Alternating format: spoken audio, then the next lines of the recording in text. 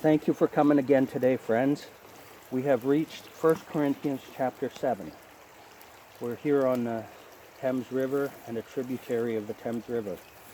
Chapter 7 of 1 Corinthians. Now concerning the things whereof ye wrote unto me, it is good for a man not to touch a woman, nevertheless to avoid fornication. Let every man have his own wife, and let every woman have her own husband. Let the husband render unto the wife due benevolence, and likewise also the wife unto the husband.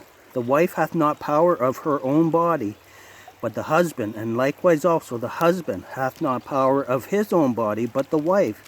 Defraud ye not one the other, except it be with consent for a time, that ye may give yourselves to fasting and prayer, and come together again, that Satan tempt you not for your incontinency.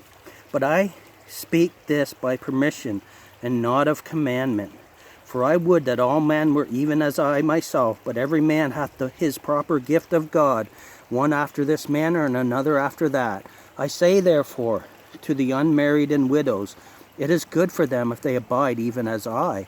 But if they cannot contain, let them marry, for it is better to marry than to burn. And unto the married I command, yet not I, but the Lord, let not the wife depart from her husband. But and if she depart, let her remain unmarried, or to be reconciled to her husband. And let not the husband put away his wife. But to the rest speak I, not the Lord.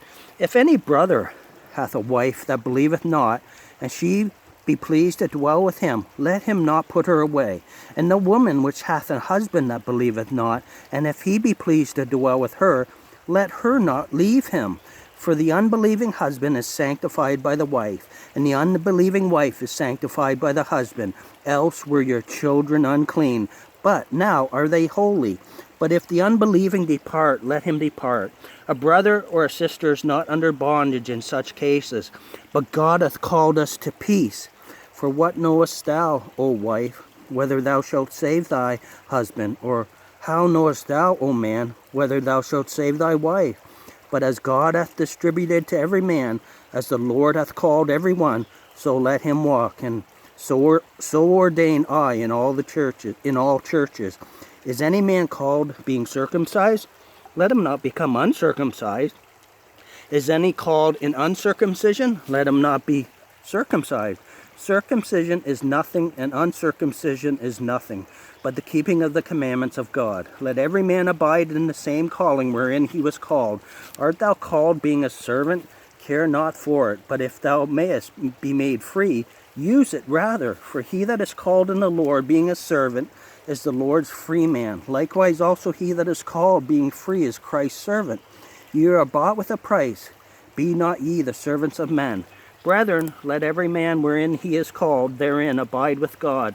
Now concerning virgins, I have no commandment of the Lord, yet I give my judgment as one that hath obtained mercy of the Lord to be faithful. I suppose therefore that this is good for the present distress. I say that is good for a man so to be. Art thou bound unto a wife?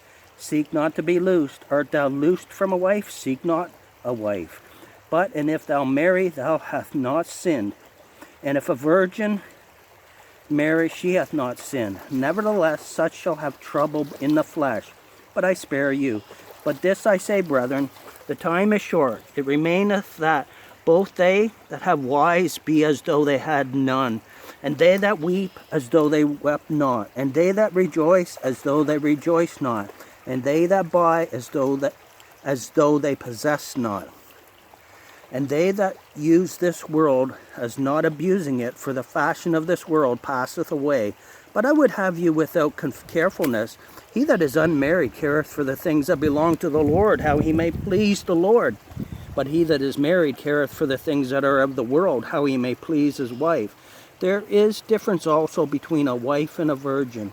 The unmarried woman careth for the things of the Lord, that she may be holy both in body and in spirit.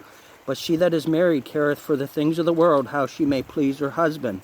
And this I speak for your own profit, not that I may cast a snare upon you, but for that which is comely, and that ye may attend upon the Lord without distraction. But if any man think that he behaveth himself uncomely toward his virgin, If she pass the flower of her age and need to require, let him do what he will, he sinneth not, let them marry. Nevertheless, he that standeth steadfast in the heart, having no necessity, but hath power over his own will, and hath so decreed in his heart that he will keep his virgin, doeth well. So then he that giveth her in marriage doeth well, but he that giveth her not in marriage doeth better. The wife is bound by the law as long as her husband liveth. But if her husband be dead, she is at liberty to be married to whom she will, only in the Lord. But she is happier if she so abide after my judgment, and I think also that I have the Spirit of God. Another difficult chapter to understand, but necessity was always there, not only now, but back then. Thank you for listening. Hope you have a great day. Take care of yourself.